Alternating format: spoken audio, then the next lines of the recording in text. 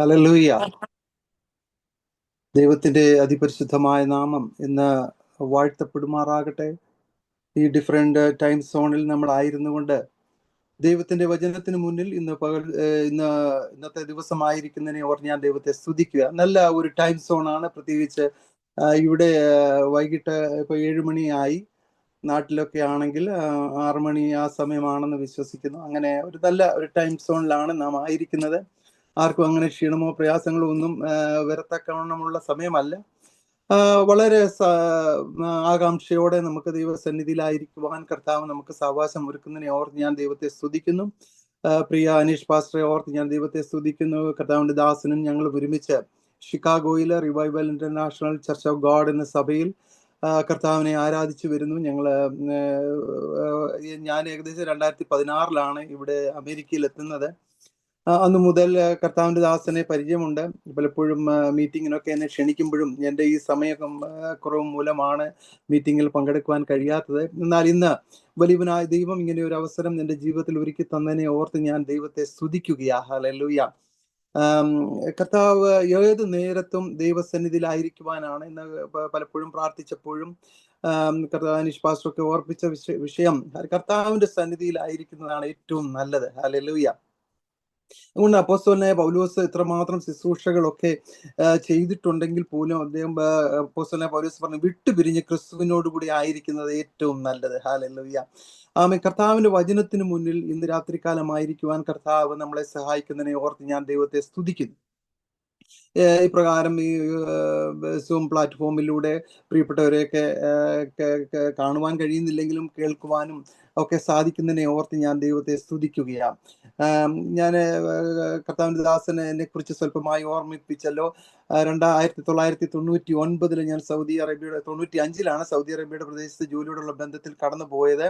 ആ സമയങ്ങളിൽ ആരംഭകാലങ്ങളിൽ ഒന്നും എനിക്ക് കൂട്ടായ്മകളോ ഒന്നും ലഭിച്ചില്ല. കാരണം അവിടെ ഞാനൊരു നാമധേയ മാർത്തോമ സമുദായത്തിൽ നിന്ന് ജനിച്ച് അവിടുത്തെയുള്ള ആരാധനകളിലൊക്കെ പങ്കെടുത്ത് ആക്റ്റീവായി നിന്നുകൊണ്ട് പള്ളിയിലൊക്കെയും ആത്മായ ശുശ്രൂഷകനായും സൺഡേ സ്കൂൾ അധ്യാപകനുമായും VBS ഡയറക്ടറായി തുടങ്ങിയ മേഖലകളിലൊക്കെ എന്നാൽ എന്തൊക്കെ ആത്മീയ കാര്യങ്ങളുണ്ടോ, യൂത്ത് ലീഗിന്റെ യുവജന സഖ്യത്തിന്റെ സെക്രട്ടറി, ആ നിലകളിലൊക്കെ പ്രവർത്തിച്ച് അതൊക്കെയാണ് ദൈവവേല എന്നൊക്കെ ഞാൻ നിരൂപിച്ച് ആ രീതിയിലൊക്കെ മാക്സിമം ചെയ്യാവുന്ന കാര്യങ്ങളൊക്കെ ചെയ്ത് നിന്നിരുന്ന സമയത്താണ് എനിക്ക് സൗദി അറേബ്യയിലേക്ക് ജോലിയോടുള്ള ബന്ധത്തിൽ എൻ്റെ 25-ാമത്തെ വയസ്സിൽ ഞാൻ കടന്നു പോകുന്നത്. എന്നാൽ അവിടെ ചെന്നപ്പോൾ ഞാൻ വിചാരിച്ചു നാട്ടിലുള്ളത് പോലെ തന്നെ എനിക്ക് നേരത്തെ അറിവുണ്ട്. അവിടെ ബൈബിളൊക്കെ കൊണ്ടുപോകാൻ പ്രയാസമാണെങ്കിലും ഞാൻ തുണിയുടെ ഇടയിലൊക്കെ പൊതിഞ്ഞു വെച്ച് ഹല്ലേലൂയ ബൈബിളൊക്കെ കൊണ്ടുപോയി.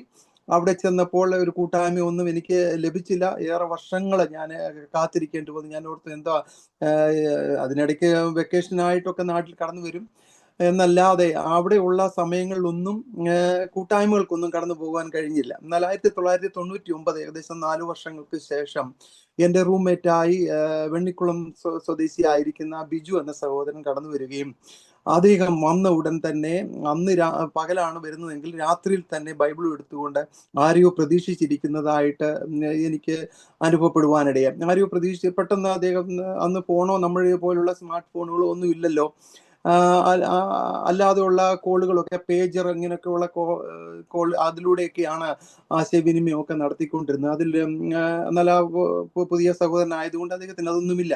ഇടയ്ക്കൊക്കെ പുറത്ത് പോയി നോക്കും, എന്നിട്ട് തിരിച്ചു വന്നിരിക്കും. അങ്ങനെ ഞാനും വളരെ ആകാംക്ഷയോടെ നോക്കിയിരുന്നു ഇദ്ദേഹം എവിടെയാണ് പോകുന്നത്. ബൈബിൾ എനിക്ക് അങ്ങനെ പരിചയപ്പെടാനും കഴിഞ്ഞില്ലല്ലോ. ആദ്യമായിട്ട് വന്ന ഒരു പുതിയ വ്യക്തിയാണല്ലോ, അങ്ങനെ പരിചയപ്പെട്ടുമില്ല. അങ്ങനെ അദ്ദേഹം കടന്നുപോയി. ഏകദേശം രാത്രി 12:30 ആയപ്പോഴാണ് അദ്ദേഹം മടങ്ങി വരുന്നത്. അതുവരെ ഞാൻ ഉറങ്ങാതെ കാത്തിരുന്നു. അദ്ദേഹത്തോട് ചോദിച്ചു എവിടെയാണ് പോയത്. പറഞ്ഞിങ്ങനെ ഒരു പ്രയർ മീറ്റിങ്ങിനാണ് പോയത്. അപ്പം ഞാനും വന്നോട്ടെ, നാളെ അടുത്ത പ്രാവശ്യം തൊട്ട് ഞാനും വരട്ടെ. അല്ല, ഞങ്ങളത് ചോദിച്ചിട്ടൊക്കെ അനുവാദമൊക്കെ ചോദിച്ചിട്ട് പറയാമെന്ന് പറഞ്ഞു. അങ്ങനെ ഞാനും അതിനു വേണ്ടി കാത്തിരുന്നു. പിന്നെ ഒരാഴ്ചയോളം കാത്തിരുന്നു. അങ്ങനെ അദ്ദേഹം പോയി അനുവാദമൊക്കെ ചോദിച്ചു. ആ സമയങ്ങളിലെല്ലാം പലരും മീറ്റിങ്ങുകൾ കടന്നു വന്ന് ഈ മീറ്റിങ്ങിനെ ഒറ്റുകൊടുക്കുകയും അത് സ്പൈ പോലെ പ്രവർത്തിച്ച് അവിടെയുള്ള CIDകൾക്ക് അറിവ് കൊടുത്ത് ആ മീറ്റിങ്ങുകളെ ഇല്ലാതാക്കുകയും അവിടെ പ്രവർത്തിച്ചുകൊണ്ടിരുന്ന ദേവദാസന്മാരെ ഒക്കെയും ബാൻ ചെയ്ത് നാട്ടിലേക്ക് കടത്തിവിടുകയും ചെയ്തുകൊണ്ടിരുന്ന ഒരു സാഹചര്യങ്ങൾ ആ സമയങ്ങളിൽ ഉണ്ടായി. അതുകൊണ്ട് അവർക്ക് വളരെയധികം വളരെ ശ്രദ്ധിച്ചൊക്കെയാണ് ആൾക്കാരെയൊക്കെ സഭയിലേക്ക് കൂട്ടിക്കൊണ്ടുവരുന്നത്. അങ്ങനെ വീണ്ടും കുറെ നാളുകൾ എന്നെക്കുറിച്ച് അവർ കൂടുതൽ പഠിക്കുവാനൊക്കെയുള്ള അവസരങ്ങൾ ഉപയോഗിച്ചതായിരിക്കാം. അങ്ങനെ കുറെ ദിവസങ്ങൾക്ക് ശേഷമാണ് വീണ്ടും എന്നെ ആ മീറ്റിങ്ങിലേക്ക് ക്ഷണിക്കുന്നത്. ആദ്യ മീറ്റിങ്ങിൽ ഞാൻ കടന്നു പോയത് ഞാൻ ഓർക്കുന്നു. വളരെ കൊച്ചൊരു റൂമില്, അൽക്കോബാർ എന്ന സ്ഥലത്ത് ഒരു ചെറിയൊരു റൂമിലാണ് സഭായോഗം നടക്കുന്നത്. വളരെ തിങ്ങി നിറഞ്ഞിരുന്ന അനുഭവത്തിൽ നമുക്ക് ഇരിക്കാനോ ഒന്ന് കയറി നിൽക്കുവാനോ പോലും സ്ഥലമില്ലാതിരിക്കുന്ന അത്രമാത്രം ജനങ്ങളെ കൊണ്ട് നിറഞ്ഞ ഒരു റൂമിലാണ്, ഒരു കൊച്ചു റൂമിലാണ് അന്ന് സഭായോഗം നടന്നുകൊണ്ടിരുന്നത്. എനിക്കൊന്നും ഇരിക്കാനൊന്നും കഴിഞ്ഞില്ല. എങ്കിലും പോലും മുട്ടിന്മേൽ ഇരുന്നു. മുട്ടിന്മേൽ ആദ്യമായിട്ടാണ് ഞാൻ ഇരിക്കുന്നത്. അങ്ങനെ വളരെ പായുടെ പുറത്ത് മുട്ടിന്മേൽ ഇരുന്ന് എനിക്കറിയത്തില്ല എങ്ങനെ ആ 3 മണിക്കൂർ അങ്ങനെ ഇരുന്നതെന്ന്. നല്ല രീതിയിൽ ഇരിക്കുകയാണെങ്കിൽ മറ്റൊരു വ്യക്തിക്ക് ഇരിക്കാൻ പ്രയാസമായിരിക്കും. അതുകൊണ്ട് മുട്ടിന്മേൽ തന്നെ ഇരിക്കേണ്ടതായിട്ട് വന്നു. എന്നാൽ ദൈവത്തിന്റെ പരിശുദ്ധാത്മാവിന്റെ നിറവ്, ആ അഭിഷേകം ആ റൂമിൽ നിറഞ്ഞു നിന്നത് കൊണ്ട് എനിക്കതൊരു പ്രയാസമായിട്ട് തോന്നിയില്ല. അവിടെ നിന്നുകൊണ്ട് തന്നെ ഞാൻ ഇരുന്നു കൊണ്ട് തന്നെ കർത്താവിനെ സ്വന്തം രക്ഷിതാവായി സ്വീകരിക്കുകയും എനിക്ക് സ്നാനപ്പെടണമെന്ന് അവിടെ പ്രഖ്യാപിക്കുകയും ചെയ്തു. എൻ്റെ ഭവനത്തെയോ എൻ്റെ മാതാപിതാക്കളെയോ എൻ്റെ സഹോദരങ്ങളെയോ, മർത്തമ്മ കുടുംബത്തിലാണ് ഞാൻ ജനിച്ചു വളർത്തപ്പെട്ടെന്ന് പറഞ്ഞല്ലോ. എൻ്റെ പിതാവും അതുപോലെ തന്നെ സഭയുമായി ബന്ധപ്പെട്ട് വളരെയധികം ആക്റ്റീവായി നിൽക്കുന്ന ഒരു സ്കൂൾ അധ്യാപകനും കൂടി ആയിരുന്നു. അവരെ 7 മക്കൾ ഏറ്റവും ഇളയ മകനായിട്ടാണ് ഞാൻ ജനിച്ചത് വന്നത്. അപ്പൊ എന്നാൽ മറ്റു സഹോദരങ്ങളെ ഒന്നും ഞാൻ നോക്കിയില്ല. അവിടെ വെച്ച് ഞാൻ പറഞ്ഞു എനിക്ക് സ്നാനപ്പെടണമെന്ന്. അങ്ങനെ കർത്താവിന്റെ ദാസൻ അത് ഇപ്പോൾ പെട്ടെന്ന് പറ്റത്തില്ല, അതിന് ഒരു ക്ലാസ്സുകളൊക്കെ ഉണ്ട് എന്ന് പറഞ്ഞ് ചില ദിവസങ്ങളിൽ ക്ലാസ്സുകളൊക്കെ എടുത്തു. കൂടുതലായി യേശു ക്രിസ്തുവിനെ കുറിച്ചും ദൈവത്തെ കുറിച്ചും പഠിക്കുവാനൊക്കെ ഉള്ള അവസരങ്ങൾ, ബൈബിൾ ക്ലാസ്സുകളൊക്കെ എനിക്ക് വേണ്ടി എന്നോടൊപ്പം തന്നെ 2 ഹിന്ദു സഹോദരന്മാരുടെ അവരും വിശ്വാസത്തിലേക്ക് കടന്നു വന്നത് കൊണ്ട് അവരെ കൂടെ ചേർത്ത് വെച്ച് പഠിപ്പിക്കുകയും അങ്ങനെ ചില മാസങ്ങൾക്ക് ശേഷം ഒക്ടോബർ 1999 ഒക്ടോബർ ആയപ്പോഴേക്കും ഞങ്ങൾക്ക് സ്നാനപ്പെടുവാനുള്ള അവസരം വലിയവനായ ദൈവം ഒരുക്കി തന്നു. അങ്ങനെ ദമാമിൽ വെച്ച് ഞാൻ കർത്താവിനെ ജലത്താൽ സാക്ഷീകരിച്ചു. കർത്താവിന്റെ ദാസൻ CV ആൻഡ്രൂസ് എന്ന് പറയുന്ന കർത്താവിന്റെ ദാസന്റെ കൈക്കീഴിൽ സ്നാനപ്പെടുവാൻ കർത്താവ് എൻ്റെ ജീവിതത്തിൽ ഇടയാക്കി. അന്ന് മുതൽ ഒരു പെന്തക്കോസ്തുകാരനായി വിശ്വാസിയായി ഞാൻ ജീവിക്കുവാൻ ജീവിതം ആരംഭിച്ചു. ഞാൻ നാട്ടിൽ കടന്നു വരുമ്പോൾ എൻ്റെ ഭവനത്തിനോട് ചേർന്ന് തന്നെയാണ് മാർത്തോമാ പള്ളി ഉള്ളത്. ഞങ്ങളുടെ പള്ളി തന്നെയാണ്. ഞങ്ങൾ പിതാക്കന്മാരൊക്കെയും അതിനുവേണ്ടി അധ്വാനിക്കുകയും പ്രവർത്തിക്കുകയും ചെയ്ത് പണി കഴിപ്പിച്ച പള്ളിയാണ്. അവിടെയാണ് ഞാൻ ആക്റ്റീവായി പ്രവർത്തിച്ചുകൊണ്ടിരുന്നത്.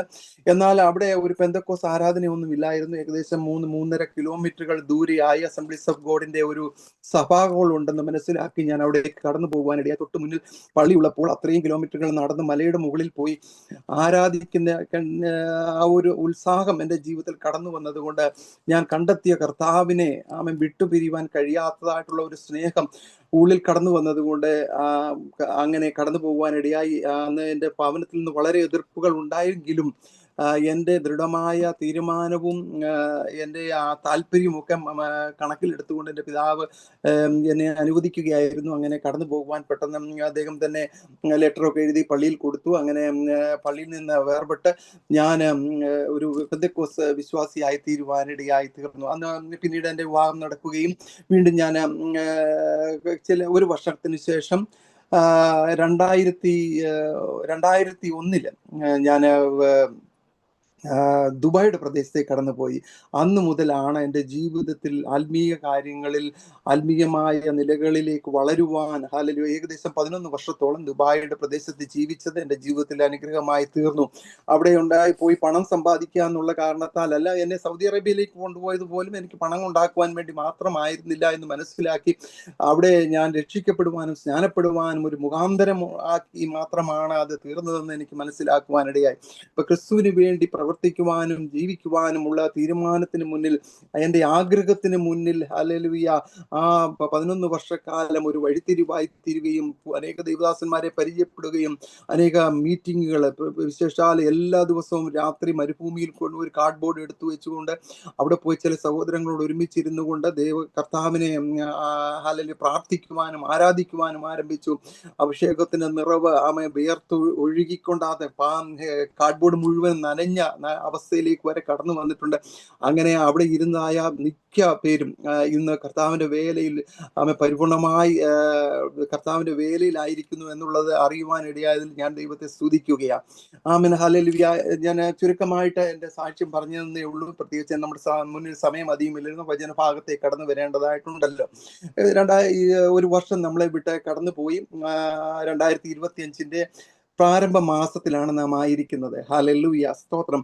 കഴിഞ്ഞ നാളുകളിലെല്ലാം കർത്താവ് നല്ലവനും വിശ്വസ്തനുമായി നമ്മോട് കൂടെ ഉണ്ടായിരുന്നു. വിളിച്ചിറക്കി വിശ്വസ്തനായി നമ്മളെ വഴി നടത്തുന്നതിനെ ഓർത്ത് ഞാൻ ദൈവത്തെ സ്തുതിക്കുക. നമുക്ക് എല്ലാവർക്കും സാക്ഷ്യങ്ങൾ പറയുവാനുണ്ടായിരിക്കും.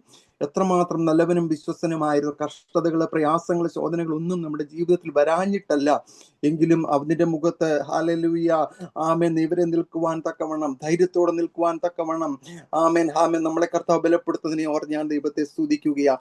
എന്നെ സന്തോഷിപ്പിച്ച, എന്നെ ചിന്തിപ്പിച്ച ഈ പുതുവർഷത്തിൽ നമ്മൾ എങ്ങനെ ആയിത്തീരണം എന്ന് കഴിഞ്ഞ ദിവസങ്ങളിൽ ദൈവത്തിന്റെ പരിശുദ്ധാത്മാവ് ഞാൻ എപ്രകാരമായി തീരണമെന്ന് എൻ്റെ വ്യക്തിപരമായ ജീവിതത്തിൽ കർത്താവ് ഇടപെട്ടതായ ഒരു വചനഭാഗം വായിച്ച് അതിന്റെ എന്നെ ചിന്തിപ്പിച്ചതായ ചില ആലോചനകൾ പ്രിയപ്പെട്ടവരുമായി പങ്കുവെച്ച് ദൈവസന്നിധിയിലായിരിക്കുവാൻ വേണ്ടി ഞാൻ ആഗ്രഹിക്കുന്നു.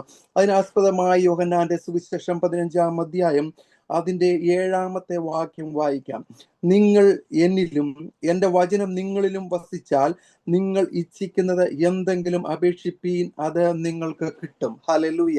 2025 പുതിയ വർഷത്തിൽ ചിലത് ലഭിക്കുന്ന വർഷമാക്കി തീർക്കുവാൻ പോകുന്നതിനെ ഓർത്ത് ഞാൻ ദൈവത്തെ സ്തുതിക്കുകയാണ്. കർത്താവിൽ വിശ്വസിക്കുന്ന ഹല്ലേലൂയ കർത്താവിന്റെ ഭാഗത്തേക്ക് ഇറങ്ങിത്തിരിച്ചിരിക്കുന്നതായ സകലതും വിട്ട്, ഹല്ലേലൂയ, കുടുംബത്തെ വിട്ട്, കൂട്ടുകാരെ വിട്ട്, സകലത്തിനെയും വിട്ട്, നമ്മുടെ ജീവിതത്തിൽ ഉണ്ടായിരുന്ന പല സ്വഭാവങ്ങളെയും വിട്ട് യേശു ക്രിസ്തുവിനെ അനുഗമിക്കുവാൻ ഇറങ്ങിത്തിരിച്ചിരിക്കുന്ന പ്രിയപ്പെട്ടവരായ നമ്മളോട് ദൈവത്തിന്റെ പരിശുദ്ധാത്മാവ് ഇന്ന് പ്രബോധിപ്പിക്കുന്ന വിഷയം, നിങ്ങൾ ഇച്ഛിക്കുന്നത് നിങ്ങൾക്ക് ലഭിക്കും. ഹല്ലേലൂയ. ഇന്ന് നമുക്കറിയാം, നമ്മുടെ വാഴ്ത്തപ്പെട്ട കർത്താവായ യേശു ക്രിസ്തുവിന്റെ തിരുവായ് മൊഴിയാണ് ഇത് എന്ന് നമുക്ക് മനസ്സിലാക്കുവാൻ കഴിയും. കർത്താവായ യേശു ക്രിസ്തു 33.5 തിരുവർഷക്കാലം ലോകത്തിൽ മനുഷ്യനായി ജീവിച്ചു. ഹല്ലേലൂയ. അതിൽ 30 വർഷക്കാലം മാതാപിതാക്കളെ അനുസരിച്ച് ജീവിച്ച് അവർക്ക് വേണ്ടി അവരെ സഹായിച്ച് ജീവിച്ചിരുന്നെങ്കിലും 3.5 വർഷക്കാലം മാത്രമേ പരസ്യ ശുശ്രൂഷയോടുള്ള ബന്ധത്തിൽ ലോകത്തിലായിരുന്നുള്ളൂ എന്ന് നമുക്ക് മനസ്സിലാക്കുവാൻ കഴിയും. ആ സമയങ്ങളിൽ ശിഷ്യന്മാരെ പഠിപ്പിക്കുവാൻ, ശിഷ്യന്മാരെ പരിശീലിപ്പിക്കുവാൻ, സുവിശേഷ വേലയ്ക്ക് വേണ്ടി ഹല്ലേലൂയ കർത്താവിന്റെ സാക്ഷികളായി ലോകത്തൊക്കെയും കടന്നു പോകുവാൻ തക്കവണ്ണം തന്റെ ശിഷ്യന്മാരെ പരിശീലിപ്പിക്കുന്ന ഒരു പരിശീലകനായി, ഒരു അധ്യാപകനായി കർത്താവ് തീർന്നു എന്ന് നമുക്ക് ഇവിടെ കാണുവാൻ കഴിയും. മറ്റ് ശുശ്രൂഷകൾ ചെയ്യുന്നതിനേക്കാളൊക്കെ ഉപരിയായി തന്റെ ശിഷ്യന്മാരോട് സംസാരിക്കുവാൻ, തന്റെ ശിഷ്യന്മാരോട് ക്ലാസ് എടുക്കുവാൻ, തന്റെ ശിഷ്യന്മാരെ ദൈവവേലയ്ക്ക് വേണ്ടി ഒരുക്കിയെടുക്കുവാൻ, ബലപ്പെടുത്തുവാൻ, അധൈര്യപ്പെടാതെ ശക്തിയുള്ളവരായി തീരുവാൻ കർത്താവ് പ്രബോധിപ്പിക്കുന്നതായിട്ട് നമുക്ക് കാണുവാൻ കഴിയും. ഇന്ന് ദൈവത്തിന്റെ പരിശുദ്ധാത്മാവ് നമ്മളെ വിളിച്ചിറക്കിയിരിക്കുന്ന കർത്താവിന് വേണ്ടി പ്രവർത്തിക്കുവാൻ തക്കവണ്ണം 2025 ഒരു ഹല്ലേലൂയ പുതിയ വർഷമാക്കി നമ്മുടെ ജീവിതത്തിൽ തീർക്കുവാൻ പോകുന്നതിനെ ഓർത്ത് ഞാൻ ദൈവത്തെ സ്തുതിക്കുകയാണ്. നിങ്ങൾ എന്നിലും എൻ്റെ വചനം നിങ്ങളിലും വസിച്ചാൽ നിങ്ങൾ ഇച്ഛിക്കുന്നത് എന്തെങ്കിലും അപേക്ഷിപ്പീൻ, അത് നിങ്ങൾക്ക് കിട്ടും. നമുക്കറിയാം, നമ്മുടെ കർത്താവായ യേശു ക്രിസ്തു ആരാണ്? ഹല്ലേലൂയ. അവൻ ദൈവമായിരുന്നു എന്ന ദൈവത്തിന്റെ വചനത്തിൽ നമുക്ക് മനസ്സിലാക്കുവാൻ കഴിയും. ഹല്ലേലൂയ. നമുക്കറിയാം, പൗലോസ് അപ്പോസ്തലൻ തന്നെ കർത്താവിനെ കുറിച്ച് വളരെ വ്യക്തമായി രേഖപ്പെടുത്തിയിരിക്കുന്ന ഭാഗങ്ങൾ 2 തിമോത്തിയോസ് 2-ാം അധ്യായം 8-ാമത്തെ വാക്യത്തിൽ നമുക്ക് കാണുവാൻ കഴിയുന്നത്, ദാവീദിന്റെ സന്തതിയായി ജനിച്ച് മരിച്ചിട്ട് ഉയർത്തെഴുന്നേറ്റിരിക്കുന്നവനായ യേശു ക്രിസ്തു. യേശു ക്രിസ്തുവിനെ കുറിച്ച് അങ്ങനെ ഒരു ചെറുതായ ഒരു പദമാണ് അവിടെ കൊടുത്തിരിക്കുന്നത്. എന്നാൽ ഫിലിപ്പിയ ലേഖനം 2-ാം അധ്യായം 5 മുതൽ 8 വരെയുള്ള ഭാഗങ്ങളാണ് ഹല്ലേലൂയ എന്നെ കൂടുതൽ ചിന്തിപ്പിച്ചതും യേശു ക്രിസ്തു ആരാണ് എന്നുള്ള വ്യക്തമായ ദർശനം നമുക്ക് അവിടെ കാണുവാൻ കഴിയുന്നത്. അവൻ ദൈവരൂപത്തിൽ ഇരിക്കെ ദൈവത്തോടുള്ള സമത്വം മുറുകെ പിടിച്ചുകൊള്ളണം എന്ന് വിചാരിക്കാതെ ദാസരൂപം എടുത്തു. മനുഷ്യ സാദൃശ്യത്തിലായി തന്നെത്താൻ ഒഴിച്ച് വേഷത്തിൽ മനുഷ്യനായി വിളങ്ങിയവൻ അവനാണ് യേശു ക്രിസ്തു. ഹല്ലേലൂയ.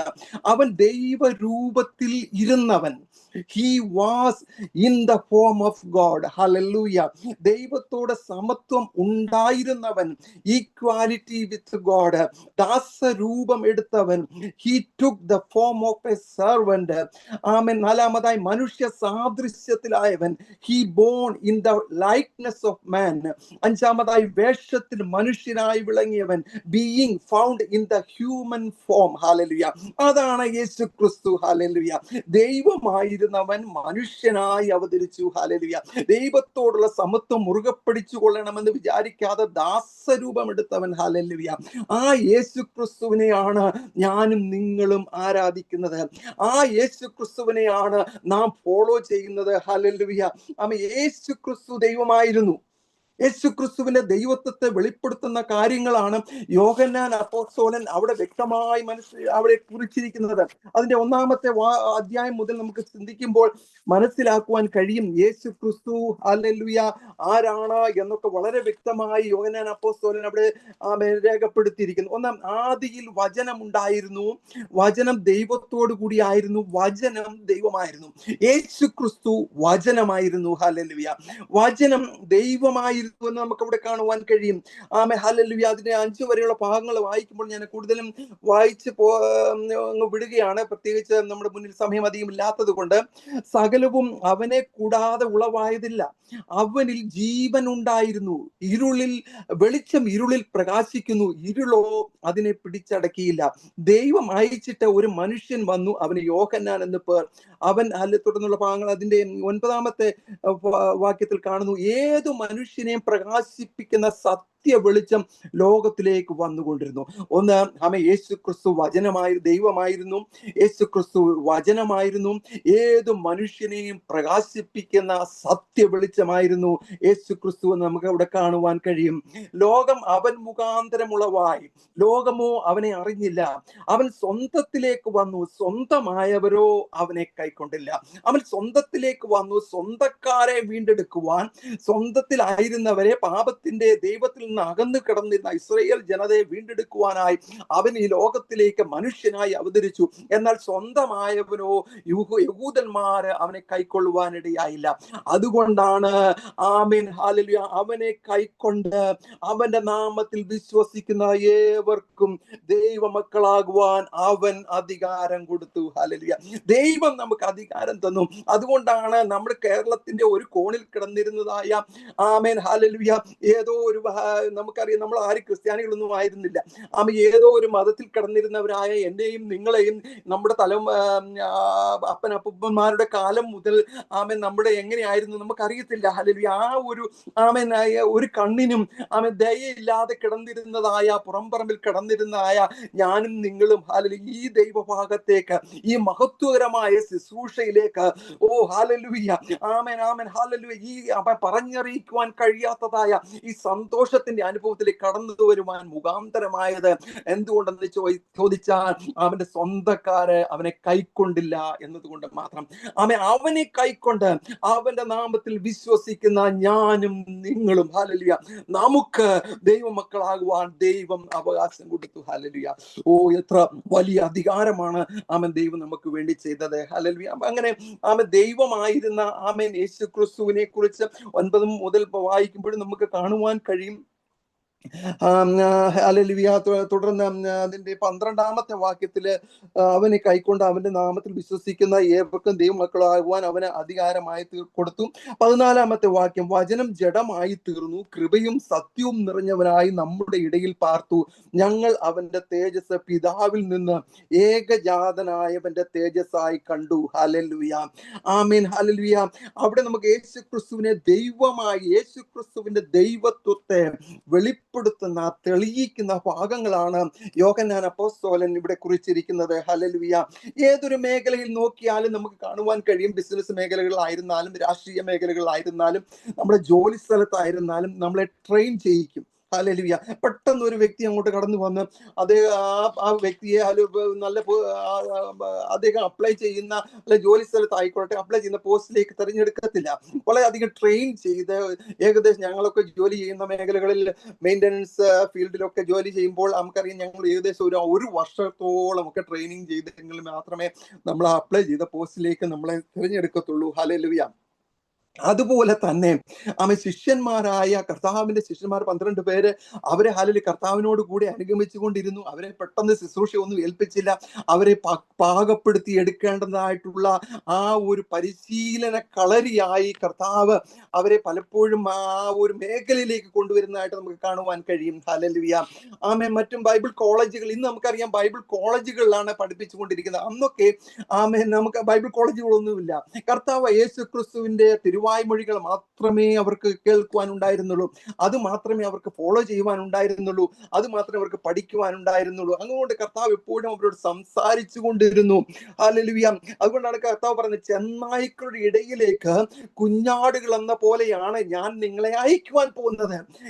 ചെന്നായ്ക്കളെ പോലും കുഞ്ഞാടുകളാക്കുന്ന ഒരു അത്യന്ത ശക്തി ഞാൻ നിങ്ങളുടെ മേൽ പകരുമെന്ന് ദൈവത്തിന്റെ കർത്താവ് അവിടെ അവരോട് പ്രബോധിപ്പിക്കുന്നത് നമുക്ക് കാണുവാൻ കഴിയും. നിങ്ങൾ പുറപ്പെട്ട് യെരൂശലേമിലും യഹൂദ്യയിലും ലോകത്തിന്റെ വിവിധ ഇടങ്ങളിലും പോയി എന്റെ സാക്ഷികളാകും എന്ന് കർത്താവോട് പറയുകയാണ്. അങ്ങനെ പറഞ്ഞു വരുമ്പോൾ തന്നെയാണ് പറയുന്നത്, നിങ്ങൾ എന്നിലും എന്റെ വചനം നിങ്ങളിലും വസിച്ചാൽ നിങ്ങൾ ഇച്ഛിക്കുന്നത് എന്തെങ്കിലും അപേക്ഷിപ്പീൻ, അത് നിങ്ങൾക്ക് കിട്ടും. ഹല്ലേലൂയ. ഈ 2025 ചിലത് ഇച്ഛിക്കുന്നവരായി തീരുവാൻ കർത്താവ് നമ്മളെ കുറിച്ച് ആഗ്രഹിക്കുക. കർത്താവിന് വേണ്ടി പ്രവർത്തിക്കുവാൻ തക്കവണ്ണം, കർത്താവിന് വേണ്ടി ചിലത് ചെയ്യുവാൻ തക്കവണ്ണം, നമ്മൾ ചിലപ്പം ജോലിയുടെയൊക്കെ മേഖലയിലായിരുന്നാൽ പോലും നമുക്ക് ചിലതൊക്കെ ചെയ്യുവാൻ കഴിയുമെന്ന് ദൈവത്തിന്റെ പരിശുദ്ധാത്മാവ് പറയുകയാണ്. അതിന് പലപ്പോഴും കർത്താവ് അവരെ പഠിപ്പിച്ചു കൊണ്ടിരുന്ന ഉപമകളാലാണ്. ഹല്ലേലൂയ. ഉപമകളാലും ഹല്ലേലൂയ ദൃഷ്ടാന്തങ്ങളാലും ഒക്കെയാണ് കർത്താവ് ശിഷ്യന്മാരെ പഠിപ്പിച്ചു കൊണ്ടിരുന്നത്. ഒരു അധ്യാപകൻ വിദ്യാർത്ഥിയെ നമുക്കറിയാം അനേകം മോഡൽസുകളെ കുറിച്ച് പഠിപ്പിച്ചുകൊണ്ടാണ് അവരുടെ ഹിസ്റ്ററിയൊക്കെ പറഞ്ഞുകൊണ്ടാണ് പലപ്പോഴും നമ്മുടെ അധ്യാപകന്മാരൊക്കെ നമ്മളെ പഠിപ്പിക്കുന്നത്. ഹല്ലേലൂയ. അതുപോലെ പ്രകൃതിയെ കണ്ടുകൊണ്ട്, പ്രകൃതിയെ നോക്കിക്കൊണ്ടാണ് കർത്താവ് തന്റെ ശിഷ്യന്മാരെ പഠിപ്പിച്ചു കൊണ്ടിരുന്നത്. ഹല്ലേലൂയ. അവിടെ നമുക്ക് കാണുവാൻ കഴിയും, ഒന്നാമത്തെ വാക്യം 15-ാം അധ്യായത്തിന്റെ 1-ാമത്തെ വാക്യം നമുക്ക് ഹല്ലേലൂയ ഒന്ന് ശ്രദ്ധിക്കാം. ഹല്ലേലൂയ. ഞാൻ സാക്ഷാൽ മുന്തിരിവള്ളിയും എന്റെ പിതാവ് തോട്ടക്കാരനുമാകുന്നു. ഒരു മുന്തിരി വള്ളിയെ സാദൃശ്യമാക്കിക്കൊണ്ട്, ദൃഷ്ടാന്തമാക്കിക്കൊണ്ട് കർത്താവിടെ സംസാരിക്കുകയാ. ഹല്ലേലൂയ. മനോഹരമായി ഒരുക്കിയിരിക്കുന്നതായ ഒരു തോട്ടത്തിൽ നട്ടിരിക്കുന്ന മുന്തിരി വള്ളിയോടും അതിന്റെ കൊമ്പുകളോടും സാദൃശ്യപ്പെടുത്തിയാണ് കർത്താവ് തന്റെ ശിഷ്യന്മാരോട് സംസാരിക്കുന്നത്. ഹല്ലേലൂയ. വിശ്വാസത്തെ കുറിച്ച്, വിശ്വാസത്തിന്റെ ആഴങ്ങളത്തെ കുറിച്ച്, ഹൃദയംഗമായിട്ടുള്ള വിശ്വാസം. നമുക്ക് വിശ്വാസമുണ്ടെന്നൊക്കെ പറയുന്നു. വെറും കാര്യങ്ങളോട് അടുക്കുമ്പോൾ, അല്ലെങ്കിൽ അതിനുള്ളതായ ഒരു സാഹചര്യത്തോട് അടുക്കുമ്പോൾ പലപ്പോഴും നമ്മുടെ വിശ്വാസം നമ്മൾ വിട്ടുപോകുന്ന അവസ്ഥയിലേക്കാണ് കടന്നു വരുന്നത്. ഇവിടെ പറയുന്നത് ഹല്ലേലൂയ, ഹൃദയംഗമായിട്ടുള്ള വിശ്വാസം ഉണ്ടെങ്കിൽ, ഹല്ലേലൂയ, ആഴത്തിലുള്ള വിശ്വാസം ഉണ്ടെങ്കിൽ, എന്നോട് അപേക്ഷിക്കുന്നത് എന്ത് അപേക്ഷിച്ചാലും അത് നിങ്ങൾക്ക് കിട്ടും. കർത്താവിന് വേണ്ടി പ്രവർത്തിക്കുവാനാണോ നിങ്ങൾക്ക് ആഗ്രഹം? ഹല്ലേലൂയ. ഒരു ഭൗതികമായിട്ടുള്ള വിഷയങ്ങൾ ഒന്നും തന്നെ നമുക്ക് ഇവിടെ നിന്ന് ലഭിക്കുന്നില്ല. നമ്മുടെ ദൈവവചനത്തിൽ പലപ്പോഴും നമ്മുടെ ഭൗതിക നന്മകൾക്ക് വേണ്ടി ഈ കാലഘട്ടങ്ങളിൽ അനേകര് പ്രാർത്ഥിക്കുകയും ഉയരുവാന്, പണം ലഭിക്കുവാന്, സമ്പത്ത് വർദ്ധിക്കുവാന് ഒക്കെയുള്ള ആഗ്രഹത്തോടു കൂടിയാണ്. എന്നാൽ ദൈവത്തിന്റെ വചനം മുഴുവനായി പറയുന്ന ആത്മീയ കാര്യങ്ങളെയാണ്. നമുക്ക് നിത്യതയിൽ നമ്മളെ കൊണ്ടെത്തിക്കുന്നത്, നിത്യതയിൽ ഒരു നിക്ഷേപമായി തീരുന്നത് ആത്മീയ കാര്യങ്ങളാണ്. ഇവിടെയുള്ള കാര്യങ്ങൾ, പണം സമ്പാദിച്ചാലും പണം എത്രമാത്രം ഉണ്ടാക്കിയാലും അതൊക്കെ ഇവിടെയൊക്കെ ഇട്ടേച്ച് പോകേണ്ടത്. ഹല്ലേലൂയ. നിത്യത്തിലേക്ക് നമ്മളെ കൊണ്ടെത്തിക്കുന്ന ഒരു നിക്ഷേപമായി തീരുന്നത് ആത്മീയ കാര്യങ്ങളിലാണ്. ഹല്ലേലൂയ. നമ്മൾ ആരാധിക്കുന്നത്, നമ്മൾ ആത്മാക്കളെ നേടുന്നത്, നമ്മൾ സുവിശേഷം പ്രസംഗിക്കുന്നത്, അല്ലെങ്കിൽ നമ്മൾ രോഗികളെ സൗഖ്യമാക്കുന്നത്, നമ്മൾ കർത്താവിന് വേണ്ടി എന്തെല്ലാം ചെയ്യുന്നുവോ അതൊക്കെയാണ് നിത്യതയിൽ നമ്മുടെ നിക്ഷേപമായി നമ്മളെ രേഖപ്പെടുത്തിയിരിക്കുന്നത് ഉണ്ടായിരിക്കുന്നത് ഒക്കെ ദൈവം രേഖപ്പെടുത്തുന്നത് നമുക്ക് ദൈവവചനത്തിൽ നിന്ന് മനസ്സിലാക്കുവാൻ കഴിയും. ഇവിടെ നമുക്ക് കാണുവാൻ കഴിയും 4-ാമത്തെ വാക്യം, കൊമ്പിന് മുന്തിരിവള്ളിയിൽ വസിച്ചിട്ടല്ലാതെ സ്വയമായി കായ്ക്കുവാൻ കഴിയാത്തതുപോലെ എന്നിൽ വസിച്ചിട്ടല്ലാതെ നിങ്ങൾക്ക് കഴിയത്തില്ല. കർത്താവായ യേശുക്രിസ്തുവിൽ വസിച്ചിട്ടല്ലാതെ നമുക്കൊന്നും ചെയ്യുവാൻ കഴിയത്തില്ല. ഹല്ലേലൂയ. ഇന്ന് നമുക്ക് വളരെ വ്യക്തമായി മനസ്സിലാക്കുവാൻ കഴിയുന്ന പല ശുശ്രൂഷകളും ഇന്ന് ലോകത്തിൽ നടന്നുകൊണ്ടിരിക്കുക. യേശുവില്ലാത്തുള്ള ശുശ്രൂഷകൾ, പലതും അതിൻ്റെ ഒന്നും ആവശ്യമില്ല എന്ന് പറഞ്ഞ് ശുശ്രൂഷിക്കുന്ന ഒന്നും ചെയ്യുവാൻ കഴിയത്തില്ല. ഹല്ലേലൂയ. യേശു ഉള്ളത് കൊണ്ട്, യേശുവിനോട് ചേർന്ന് നിന്നുകൊണ്ട് നമുക്ക് സ്വയമായിട്ട് ഒന്നും ചെയ്യാൻ കഴിയത്തില്ല. നമ്മുടെ കഴിവുകളോ നമ്മുടെ ആരോഗ്യമോ നമ്മുടെ പണമോ ഒന്നും തന്നെ നമുക്ക് എന്തെങ്കിലും കർത്താവിന് വേണ്ടി ചെയ്യുവാൻ കഴിയും എന്ന് ഹല്ലേലൂയ ദൈവത്തിന്റെ വചനം നമ്മളെ സൂചിപ്പിക്കുന്നില്ല. കാരണം ഹല്ലേലൂയ കർത്താവിനോട് ചേർന്ന്, അതിനാണ് മുന്തിരിവള്ളിയോട് സാദൃശ്യപ്പെടുത്തി കർത്താവ് സംസാരിക്കുന്നത്. മുന്തിരിവള്ളിയുടെ പ്രവൃത്തികൾ എന്താണ്? കൊമ്പുകൾക്ക് വേണ്ടുന്ന ഊർജം, എനർജി നൽകി ഹല്ലേലൂയ അതിനെ പരിപാലിക്കുക. അതിന് കൊമ്പുകളിലേക്ക് വേണ്ടുന്നതായ ഊർജം എത്തിച്ചു കൊടുക്കുക എന്നുള്ളതാണ് മുന്തിരിവള്ളിയുടെ കടമ. മുന്തിരിവള്ളി ആരാണ്? നമ്മുടെ കർത്താവായ യേശു ക്രിസ്തുവിനെ കാണിക്കുന്നു. 15-ാം അധ്യായത്തിലെ 1-ാമത്തെ വാക്യത്തിൽ വായിച്ചല്ലോ, ഞാൻ സാക്ഷാൽ മുന്തിരിവള്ളി. ഹല്ലേലൂയ. തോട്ടക്കാരനാണ് ആരാണ്? പിതാവായ ദൈവമാണ് നമുക്ക് കാണുവാൻ കഴിയും. എന്റെ പിതാവ് തോട്ടക്കാരൻ. നമുക്കറിയാം, തോട്ടക്കാരൻ മനോഹരമായി ഹല്ലേലൂയ ഒരു തോട്ടത്തെ, അതിന്റെ കളകളൊക്കെ പറിച്ച് ഹല്ലേലൂയ തോട്ടം വളരെ വൃത്തിയായി നമുക്ക് അത് പരിപാലിക്കുന്നതായ ഒരു നല്ല തോട്ടക്കാരൻ. ഉൽപ്പത്തി പുസ്തകം 2-ാം അധ്യായം 8-ാമത്തെ വാക്യത്തിൽ നമുക്ക് കാണുവാൻ കഴിയുന്നത്, അനന്തരം യഹോവയായ ദൈവം കിഴക്ക് ഏദനിൽ ഒരു തോട്ടം ഉണ്ടാക്കി. ഈ തോട്ടം ഉണ്ടാക്കിയത് ദൈവമാണ്. ഹല്ലേലൂയ. ഈ തോട്ടക്കാരനാണ് ഈ തോട്ടം പരിപാലിക്കുന്നത്.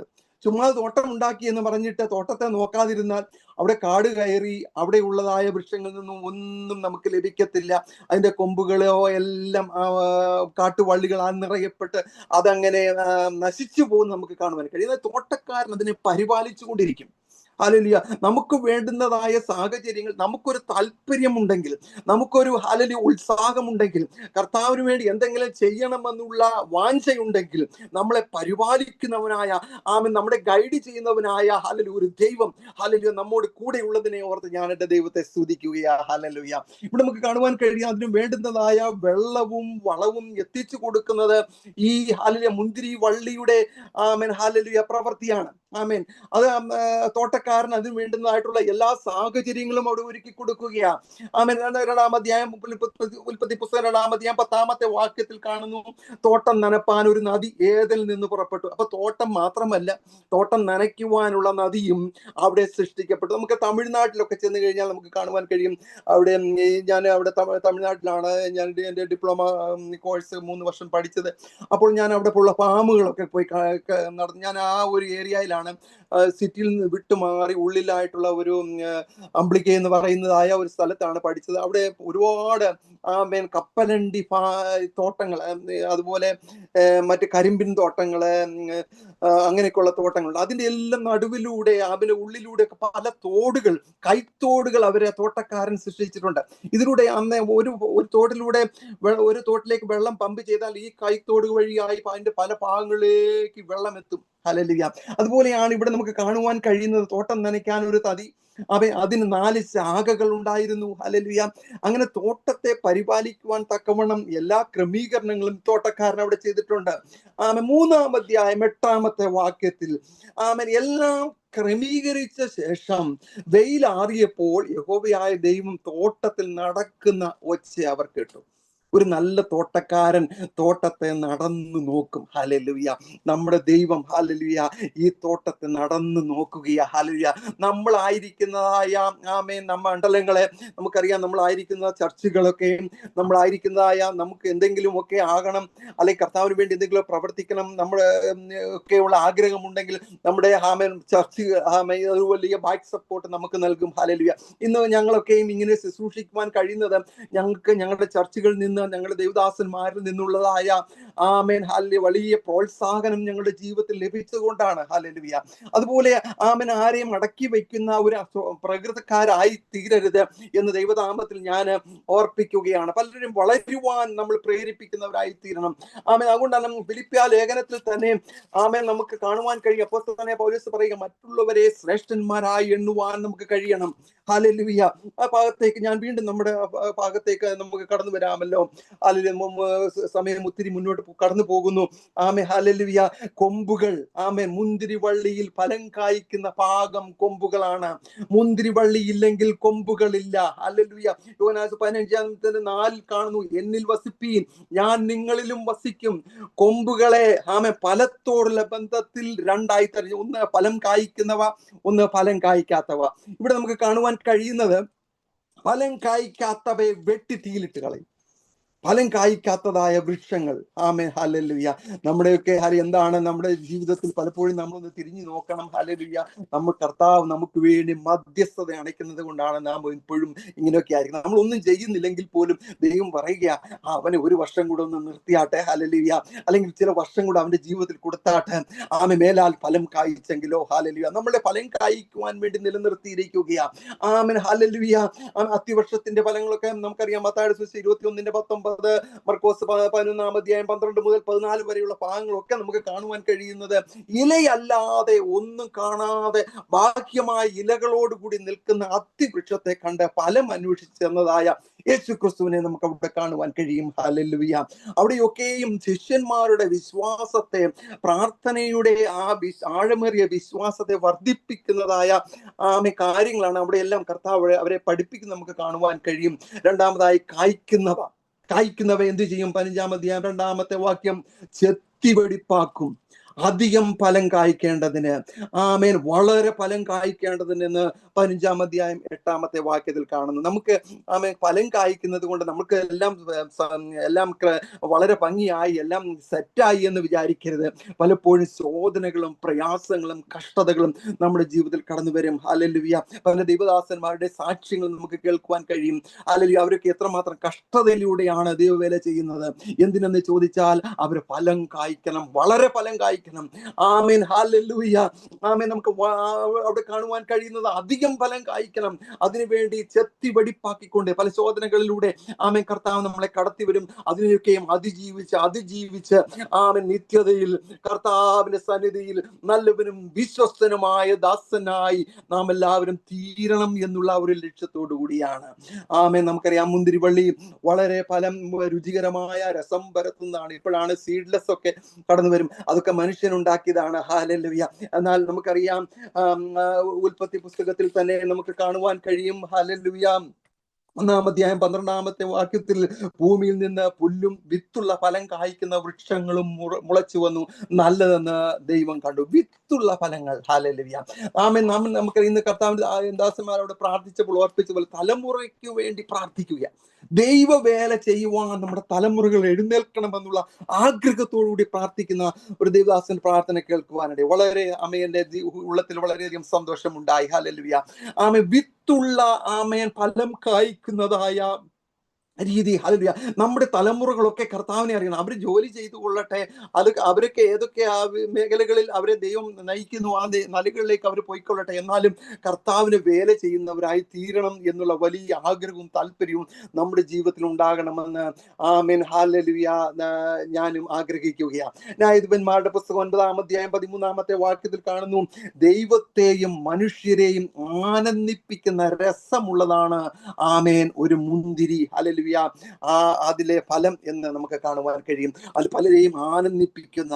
ഹല്ലേലൂയ. നമ്മുടെ വാക്കുകൾ നിമിത്തം, നമ്മുടേതായ സംസാരങ്ങൾ നിമിത്തം, നമ്മുടെ ഇടപെടലുകൾ നിമിത്തം അനേകർ ആനന്ദത്തിലേക്ക് കടന്നു വരണം. അനേകരെ ദൈവത്തെ മനുഷ്യരെയും ആനന്ദിപ്പിക്കുന്ന രീതിയിൽ അവൻ പലരുടെ ദൈവദാസന്മാരുടെയും പ്രവൃത്തികൾ പല രീതിയിലും ദൈവത്തെയും മനുഷ്യരെയും ദുഃഖിപ്പിക്കുന്ന നിലകളിലേക്കാണ് ചിലപ്പോഴൊക്കെ കടന്നു പോകുന്നത് നമുക്ക് കാണുവാൻ കഴിയും ഇന്നത്തെ മേഖല. എന്നാൽ അതെല്ലാം വിട്ട് ഹല്ലേലൂയ ദൈവത്തെയും മനുഷ്യരെയും ആനന്ദിപ്പിക്കുന്ന നിലകളിലേക്ക് കടന്നു വരുവാൻ നമുക്ക് കഴിയണം. ഹല്ലേലൂയ. ഈ ചെറിയ കൂട്ടായ്മയായി ചുരുക്കം ചിലരായി ഇന്ന് ഇവിടെ കടന്നു വരുവാൻ ദൈവം നമ്മളെ സഹായിച്ചല്ലോ. ഇന്നത്തെ മെസ്സേജ് ഹല്ലേലൂയ നമ്മുടെ ജീവിതത്തിൽ ഒരു അനുഗ്രഹമായി തീരണം. ഈ 2025 ഒരു പുതിയ തീരുമാനത്തോടു കൂടി ഹല്ലേലൂയ നമുക്ക് മടങ്ങിപ്പോകുവാൻ കഴിയണം.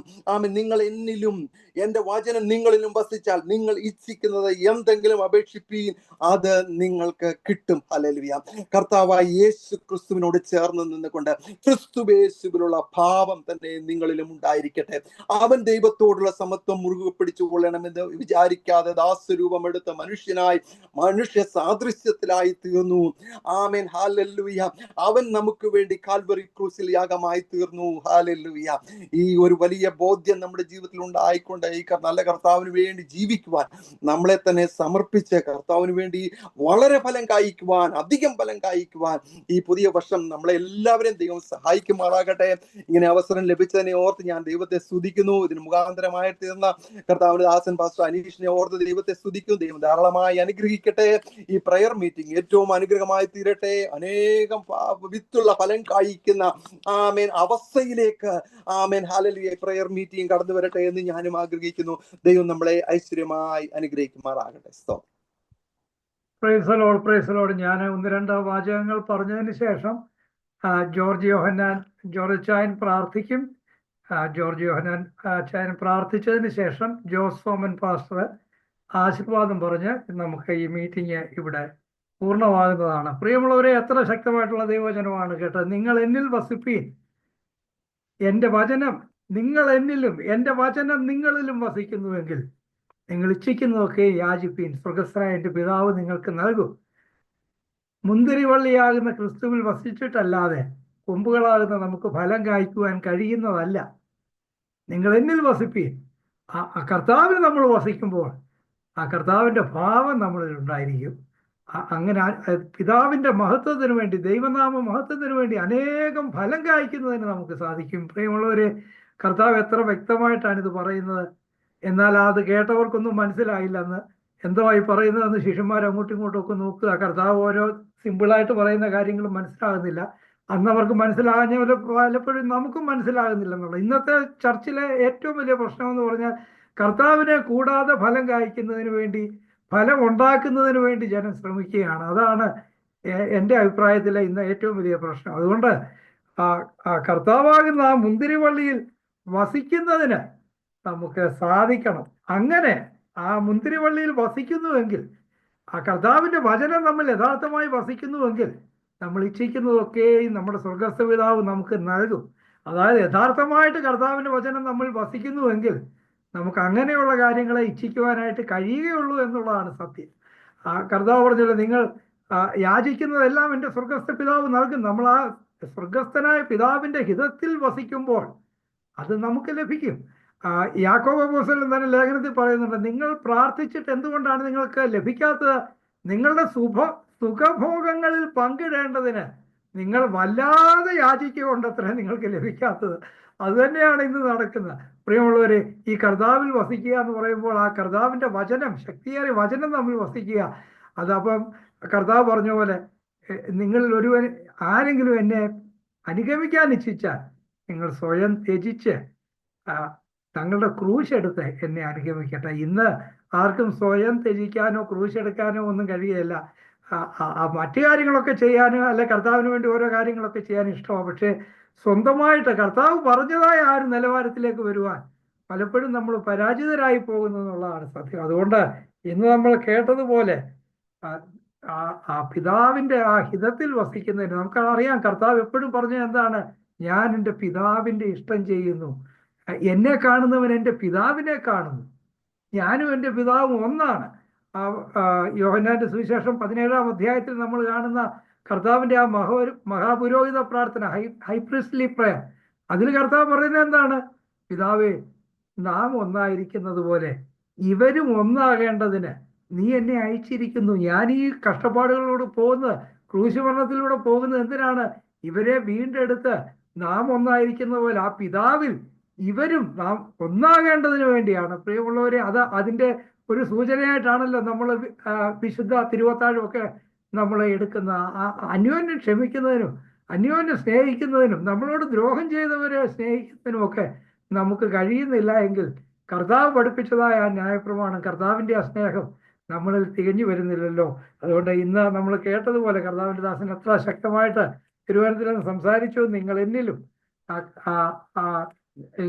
എൻ്റെ വചനം നിങ്ങളിലും വസിക്കുന്നുവെങ്കിൽ നിങ്ങൾ ഇച്ഛിക്കുന്നതൊക്കെ നിങ്ങൾക്ക് ലഭിക്കും. അങ്ങനെ വരുമ്പോൾ അങ്ങനെയുള്ള കാര്യങ്ങളെ സ്വർഗസ്ഥനായ പിതാവിന് ഹിതകരമായ കാര്യങ്ങൾ മാത്രമേ നമുക്ക് ഇച്ഛിക്കാൻ കഴിയുകയുള്ളൂ എന്നുള്ളതാണ് സത്യം. പൗലോസിന്റെ പ്രാർത്ഥന പോലെ ആ പിതാവിന്റെ ദൈവഹിതത്തിന്റെ പരിജ്ഞാനത്തിൽ നിങ്ങൾ ദിവസം തോറും വളരണമെന്ന് ഞാൻ പ്രാർത്ഥിക്കുന്നു, ആഗ്രഹിക്കുന്നു എന്നാണല്ലോ. അപ്പോൾ ദൈവഹിതം നമ്മൾ യാഥാർത്ഥ്യമാകുന്നതിന്, അപ്പോൾ ദൈവഹിതപ്രകാരമുള്ള കാര്യങ്ങളെ നമ്മൾ ചോദിക്കുകയുള്ളൂ എന്നുള്ളതാണ് സത്യം. അതുകൊണ്ട് ദൈവവചനം നമ്മൾ ശക്തമായി വസിക്കുന്നതിന് വേണ്ടി നമ്മെ തന്നെ ഒരിക്കൽ കൂടെ സമർപ്പിക്കാം. കർത്താവിന്റെ ദാസൻ വളരെ ശക്തമായി തിരുവനന്തപുരത്തിൽ നിന്ന് സംസാരിച്ചു. ഈ ദിവസങ്ങളിൽ കുടുംബമായിട്ട് കർത്താവ് അവരെ കർത്താവിന് വേണ്ടി വലിയ കാര്യങ്ങൾ ചെയ്യുന്നതിന് തുടർന്നും സഹായിക്കട്ടെ എന്ന് പ്രാർത്ഥിക്കുന്നു, ആശംസിക്കുന്നു. ഇന്ന് നമ്മോടൊപ്പം വന്ന തിരുവനന്തപുരം സംസാരിച്ചതിലുള്ള ഷിക്കാഗോ പ്രയറിന്റെ പേരിലുള്ള സ്നേഹം, സന്തോഷം പ്രകാശിപ്പിക്കുന്നു. കർത്താവ് നമ്മെ ഏവരെയും ധാരാളമായിട്ട് അനുഗ്രഹിക്കട്ടെ. Thank you.